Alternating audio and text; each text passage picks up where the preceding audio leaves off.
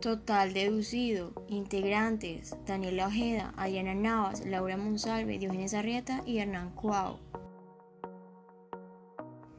¿Qué es el total deducido?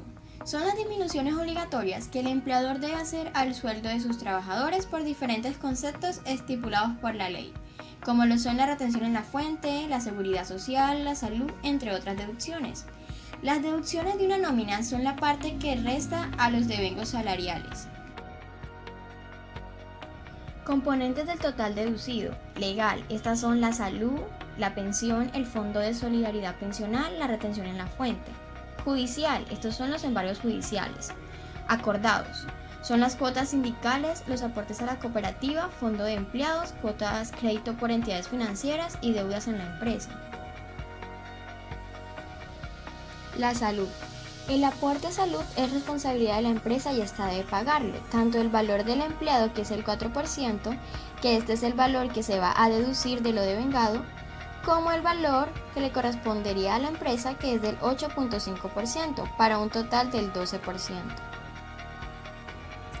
Pensión: el trabajador debe estar afiliado al sistema de pensión. La cotización por parte de la empresa es del 12% y la del trabajador es del 4%. La empresa es la que hace el pago total, es decir, del 16%. Fondo de solidaridad pensional: todo trabajador que devengue un sueldo que sea igual o superior a 4 salarios mínimos debe aportar un 1% al Fondo de Solidaridad Pensional. Este se resta del devengado del trabajador. La retención en la fuente: si hubiera lugar, la empresa deberá calcular y retener al empleado el valor correspondiente a retención en la fuente por ingresos laborales. Este valor será declarado y consignado en la respectiva declaración mensual de retención en la fuente. Judicial: dentro de este se encuentran los embargos judiciales. Se dice que la empresa no puede descontar valores del salario de un trabajador sin el consentimiento de este, a no ser que exista una orden judicial contra el empleado o este haya autorizado el descuento. Se embarga hasta el 50% del salario por deudas por alimentos. Estas se generan por el incumplimiento de la obligación alimentaria respecto a los hijos, cónyuge o compañero permanente. También se descuentan del salario las deudas de cooperativas, es decir, por incumplimiento frente a las entidades de cooperativas. También se originan en las deudas generales, es decir, todas las demás deudas procedentes de incumplimientos de obligaciones. En este caso, el embargo solo podrá ser hasta la quinta parte del excedente del salario mínimo legal vigente. Aportes a cooperativas. Estas son las cuotas o aportes que hacen los empleados a cooperativas legalmente constituidas y pueden ser deducidas de la nómina. Debemos tener en cuenta que debe existir una libranza por nómina para poder hacer el descuento salarial.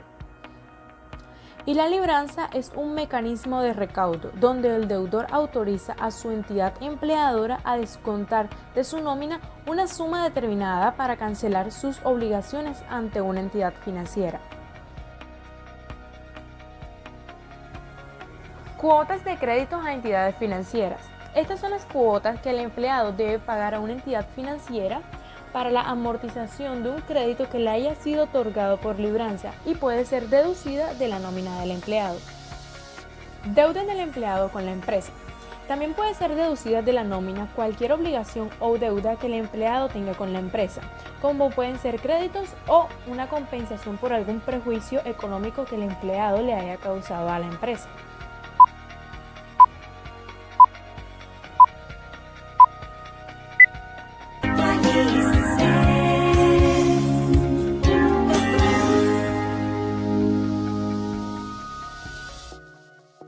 Buenos días o buenas noches, dependiendo la hora en la que se encuentren viéndonos. Les habla Diógenes Arrieta y en este momento les voy a comentar un poco y vamos a dialogar sobre un ejemplo práctico para tener más claro el tema de total deducido. Entonces, una vez entendiendo el concepto de total deducido y cuáles son los motivos por los cuales se deducen, vamos a aplicarlos en este ejercicio, que nos dice: con base en los siguientes datos, calcule el total deducido y descuéntelo del salario devengado. tenemos aquí en la información del empleado su nombre, su cargo, su salario y los conceptos los cuales le vamos a deducir.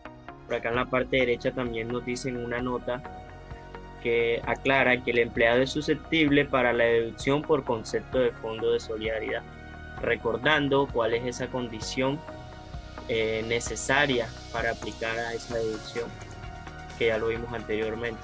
Bueno, entonces aplicando todo de manera práctica es simplemente calcular los porcentajes que requiere cada uno de los conceptos y luego aplicar la deducción, que es simplemente restárselos al salario para así obtener el salario neto pagado. Entonces, como podemos ver aquí en la información del empleado, el salario devengado es de 4.300.000. Tenemos en cuenta que es superior a 4 salarios mínimos vigentes, por lo tanto aplica para esa deducción por concepto de fondo de solidaridad.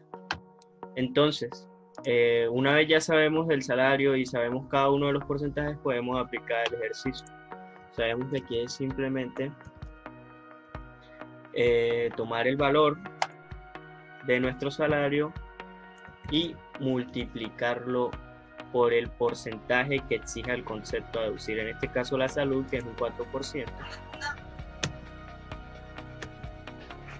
para tener así que por concepto de salud se le va a descontar 172.000 pesos a este empleado. Lo mismo con los demás.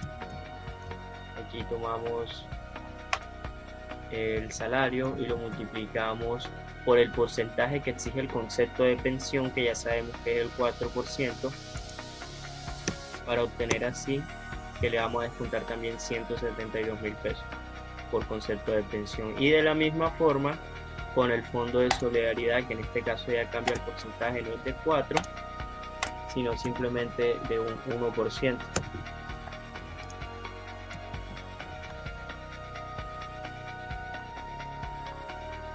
Ok, recordando el concepto de total deducido, que nos aclara que el total deducido es básicamente la suma de cada deducción por individual. En este caso, las deducciones que aplicamos fueron estas 3, por lo tanto el total deducido va a ser igual a la suma de ellas.